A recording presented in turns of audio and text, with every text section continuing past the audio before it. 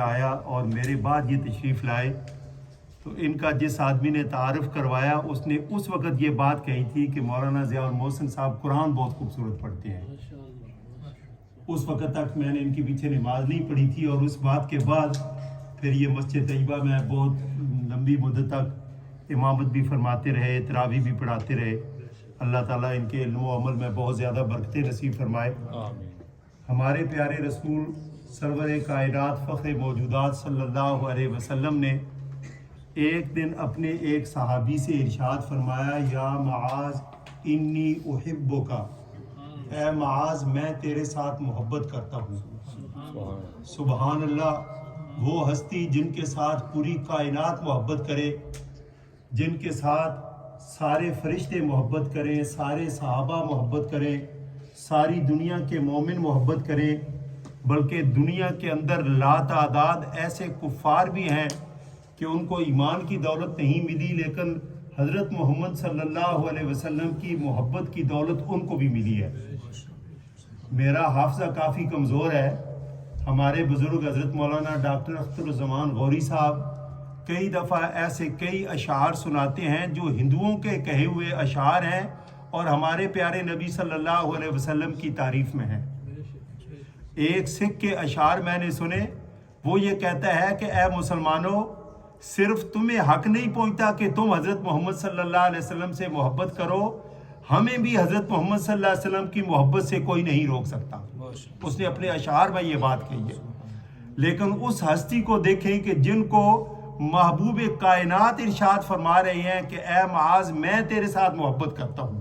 سبحان اللہ. حضرت معاذ کی آنکھوں میں آنسو بھر آئے اور پھر آگے سے انہوں نے یہ عرض کیا، واللہ انی احبک یا رسول اللہ، مجھے اللہ کی قسم اے میرے پیارے محبوب صلی اللہ علیہ وسلم میں بھی آپ سے بہت زیادہ محبت کرتا ہوں.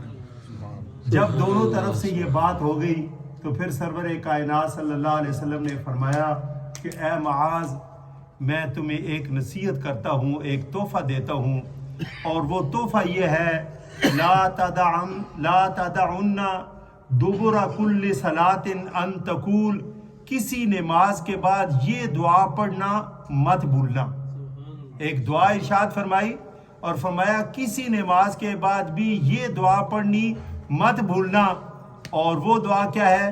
یہاں آپ کی ان دعاؤں کے اندر لکھی ہوئی ہے، اللہم اعنی علی ذکرک و شکرک و حسن عبادتک. اللہم اعنی علی ذکرک و شکرک و حسن عبادتک.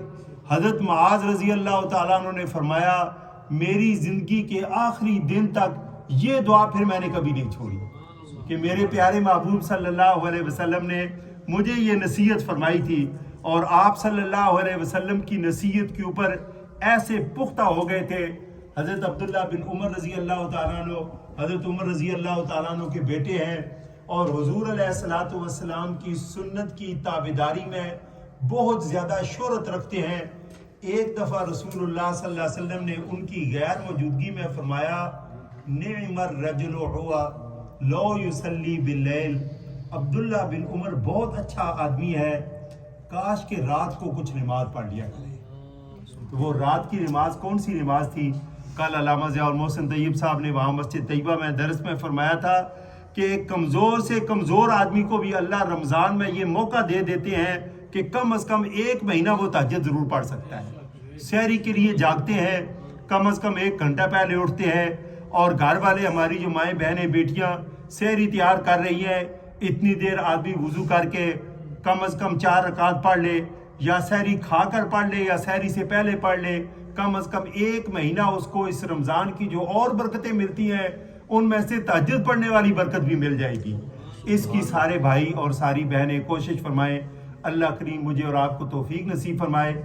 یہ 2 باتیں عرض کرنی تھی اور ایک چھوٹی سی نصیحت کی بات ہے. ویسے کئی ایک میرے عزیز ہیں عمر میں مجھ سے چھوٹے ہیں، جو بڑے ہیں ان سے بھی گزارش ہے کہ جس آدمی نے مسجد کی صفوں کو یہ ڈیزائن دیا ہے، پاؤں رکھنے والی یہ جگہ، اللہ اس کو بہت زیادہ خوش رکھے.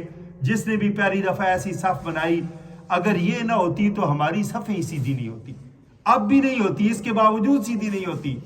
جب نماز کی صف کھڑی ہو جائے تو آپ دیکھیں گے کوئی چپا آگے ہے کوئی 2 چپے پیچھے ہے، پھر بھی اس کے اوپر نہیں کھڑے ہوتے۔ میرے محترم بزرگوں اور بھائیوں، میرے پیارے نبی صلی اللہ علیہ وسلم صفوں کو سیدھا کرنے کی بہت تاکید فرماتے تھے، اور حضرت ابوبکر صدیق بہت تاکید فرماتے، حضرت عمر بہت تاکید فرماتے، اور حضرت عثمان نے بندے مقرر کر رکھے تھے، خاص کر جمعے والے دن وہ ممبر کے اوپر کھڑے ہوتے اور صفیں سیدھی کروانے والے ساری صفوں کو سیدھا کروا کر بالکل پیچھے سے آواز آتی تھی کہ حضرت صفیں سیدھی ہو گئی ہیں، پھر حضرت عثمان رضی اللہ تعالیٰ عنہ جمعے کی نماز شروع فرمایا کرتے۔ ہم لوگ جب کھڑے ہوتے ہیں تو اپنے پاؤں کی طرف، اپنی صف کی طرف نہیں دیکھتے۔ مہربانی کر کے نیچے ضرور دیکھا کریں کہ میں باقی بھائیوں سے جو میرے دائیں اور بائیں کھڑے ہیں ان سے آگے ہوں یا ان سے پیچھے ہوں، مجھے ان کی ساتھ برابر کھڑا ہونا چاہیے، اور یہ جو صفیں اب بنی ہوئی ہیں اس کے بالکل اوپر کھڑا ہونا چاہیے۔